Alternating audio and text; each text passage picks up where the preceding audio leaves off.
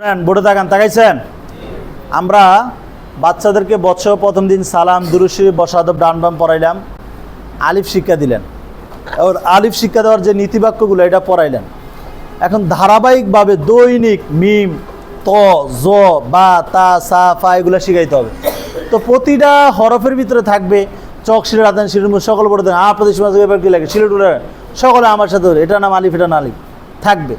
কিন্তু যে প্রতিটা হরফকে শিক্ষা দেওয়ার একটা সিস্টেম আছে, ওই সিস্টেমটা আমরা পড়বো। দেখো আরবি হরফ কয়টা? ভালো করে কয়টা? 29টা হরফ। কয়টা হরফ? এই 29টা হরফের ভিতরে দেখেন নক্তা সারা হরফ আছে 14টা। কয়টা? যেমন আলিফ, মিম, ত, সিন, কাফ, ওয়াও, হা, র, সিন এগুলা। তো যেই হরফে নক্তা নাই কি নাই ওই হরফগুলা শিক্ষা দেবেন বাচ্চাদেরকে 2 নিয়মে। কয় নিয়মে? কয় নিয়মে? 1 নাম্বার হচ্ছে হরফের নামের মস্ক কমপক্ষে 100 বার করাবেন। কতবার? 1 নাম্বার কি? আর 2 নাম্বার হচ্ছে লেখাপড়া কমপক্ষে 1 ঘন্টা। 2 নাম্বার কি? 1 নাম্বার কি বলেন তো? আর 2 নাম্বার এগুলো আপনার মনে মনে থাকবে। কই থাকবে? যেমন দেখেন আজকে আপনি মিম পড়াবেন। কি পড়াবেন? এই ক্লাসে আসছেন, গতকালকে বাচ্চাদেরকে আলিফ পড়াইছেন। কি পড়াইছেন?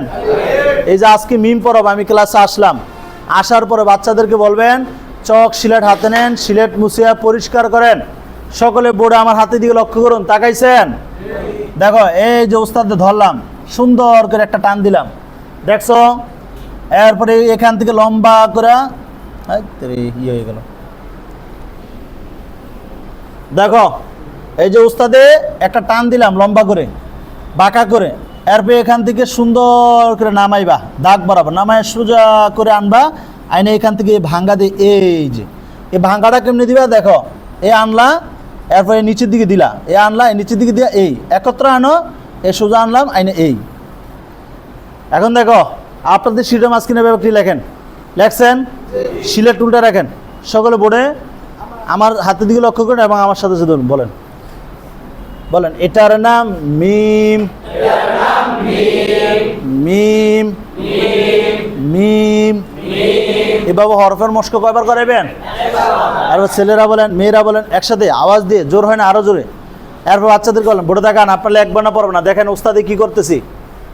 আপনি কয়েকবার লিখবেন মিম মুইসা লেবেন, মিম মুইসা লেবেন, মিম মুইসা ফেলবেন, মিম। এরপর বলবেন আমি যেমন আমার বোর্ডের মাঝখানে একবার লিখছি পড়ছি মুখস্থ করছি, আপনাদের সেই মাঝখানে লেখেন পরের মুখস্থ করেন। যাদের লেখা হবে না আমি তাদেরকে লিখে দিব, আমার লেখা মুছে ফেলে চকলেট দেওয়া হবে না অথবা বেত্রাঘাত করা হবে। এরপর সিলেট দেখান, মাশাআল্লাহ অনেক সুন্দর হয়েছে, আরও সুন্দর করে লেখার চেষ্টা করবেন। এভাবে লেখাপড়া কয় ঘন্টা পারবেন এটা? হ্যাঁ, তাহলে নক্তা ছাড়া হরফ শিক্ষা দেওয়ার নিয়ম কয়টা? 1 নাম্বার কি? 2 নাম্বার। আর যদি নক্তা ওয়ালা হয় কি হয়? শেষ করো এই